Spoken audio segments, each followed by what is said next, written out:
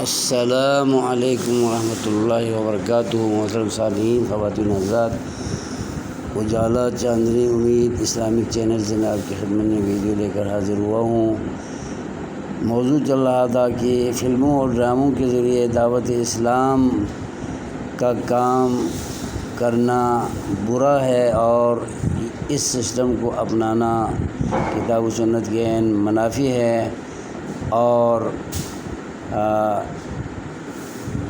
ان میں شرکت کرنا اور ان کو فروغ دینا اور ان کا ساتھ دینا اور ان ذرائع کو دعوت و تبلیغ کے لیے اصول اور منہج بنا لینا انتہائی غلط ہے۔ اس پر میں ایک ویڈیو کر چکا ہوں اور دوسری ویڈیو اب میں کر رہا ہوں۔ سورہ نساء کی آیت کے اندر اللہ رب العزت نے 5ویں سپارے کے آخری صفحات میں فرمایا ہے، وَقَدْ نَزَّلَ عَلَيْكَ فِي الْكِتَابِ أَنْ إِذَا سَمِعْتُمْ آيَاتِ اللَّهِ يُكْفَرُ بِهَا وَيُسْتَهْزَأُ بِهَا فَلَا تَقْعُدُوا مَعَهُمْ حَتَّى يَخُوضُوا فِي حَدِيثٍ غَيْرِهِ۔ اس آیت میں اللہ نے واضح طور پر فرما دیا ہے، واضح کر دیا ہے کہ اے محمد صلی اللہ علیہ وسلم، آپ پر قرآن کریم میں ہم نے آیات اتار دی ہیں، وہ اس طرح کہ ان اذا سمعتم آیات اللہ، کہ جب اے محمد صلی اللہ علیہ وسلم آپ اور آپ کے ساتھی اور آپ کے ماننے والے مسلمان کسی بھی دور میں سمعتم آیات اللہ، اللہ کی آیتوں کے بارے میں اگر تم کسی وقت کچھ بیان اور کچھ تجزیہ اور تبصرہ سن لو، یکفر بہا، جس مجلس میں، جس بیٹھک میں اور جس محفل میں، جس موقع پر، جس جگہ پر اللہ کی آیات کے ساتھ کفر کرنے اور اس کے ساتھ انکار کرنے کے پہلو کی باتیں ہو رہی ہوں، وہ استہزأ بہا، اور آیات اللہ کی ہنسی مذاق اڑانے کی باتیں ہو رہی ہوں اور ان میں کیڑے نکالنے کے موضوعات پر گفتگو ہو رہی ہو اور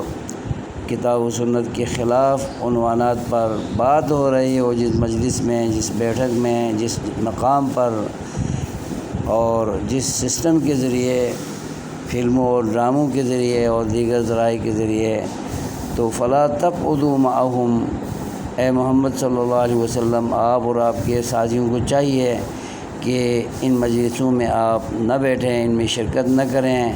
ان میں انوالو نہ ہوں، اور ایسے سسٹم کو آپ دعوت و تبلیغ اسلام کے لیے منہج نہ بنائیں۔ یہ بری روش اور برے رویے کی عکاسی کرنے والی چیزیں ہیں، آپ ان میں شرکت کبھی نہ کیجیے۔ اگر شرکت کریں گے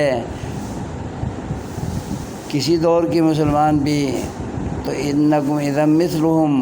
تم شریک ہونے والے، شرکت کرنے والے اور ان پروگراموں کو اچھا جاننے والے ان برے لوگوں، فساق و فجار جیسے ہو جائیں گے، کیونکہ جو انسان کسی کی مشابہت کرتا ہے عقائد میں، اعمال میں، روش میں، منہج میں، تہذیب و تمدن میں، اٹھنے بیٹھنے میں، رہن سہن میں، تو وہ انہی جیسے ہو جاتے ہیں۔ اور نبی پاک کا یہ پکا ارشاد ہے، ہمیں قرآن کریم کے ذریعے بھی اور نبی محمد صلی اللہ علیہ وسلم کے فرمان کے ذریعے بھی بری محفلوں کو، فسق و فجور کی محفلوں کو، جہاں کتاب و سنت کی ہنسی اڑائی جا رہی ہو، استہزاء کیا جا رہا ہو، کفر کیا جا رہا ہو، بے پردہ خواتین بیٹھی ہوئی ہوں اور بے پردہ عورتیں بیٹھی ہوئی ہوں، اور وہاں شرم و حیا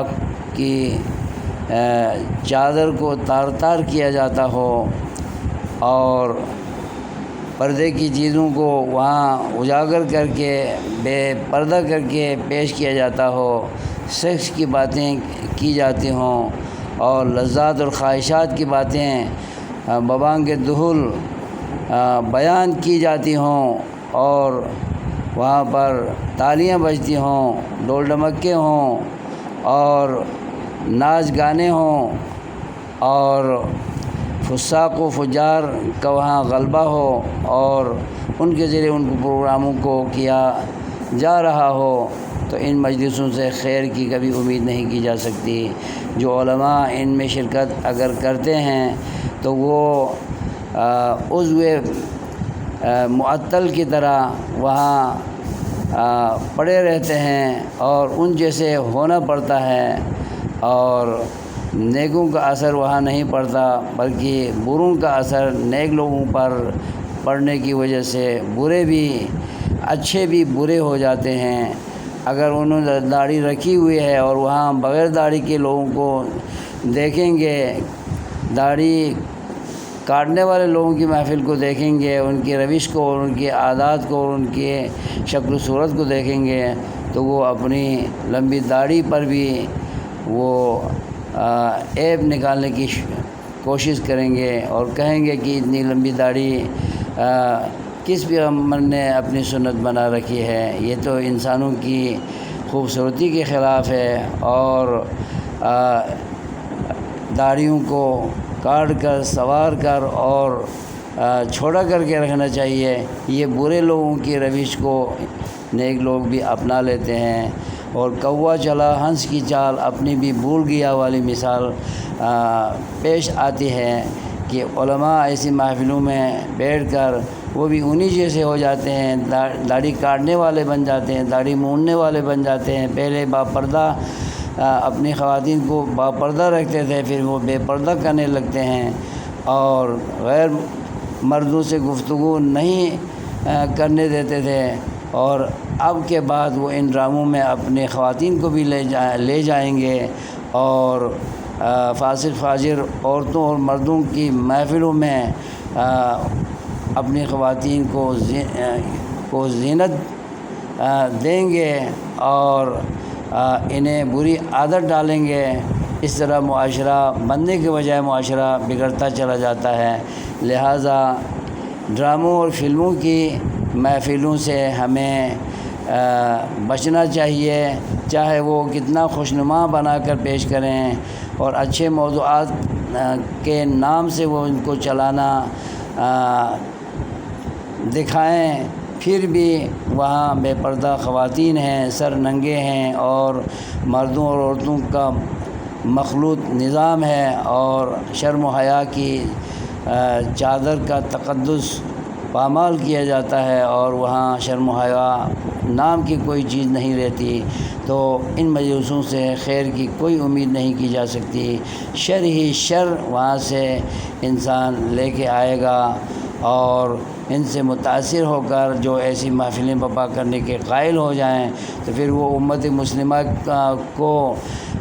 نجات سے گمراہی کی طرف لے جانے والے ہوں گے، اور نور اور روشنی سے تاریکی کی طرف لے جانے والے ہوں گے،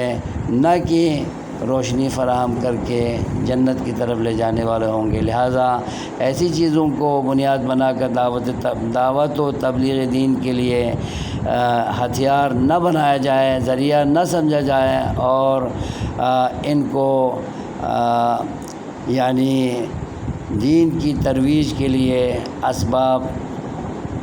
اور منہج نہ سمجھا جائے۔ اللہ تعالی ہمیں سمجھ دے۔ آمین۔ والسلام علیکم ورحمۃ اللہ وبرکاتہ۔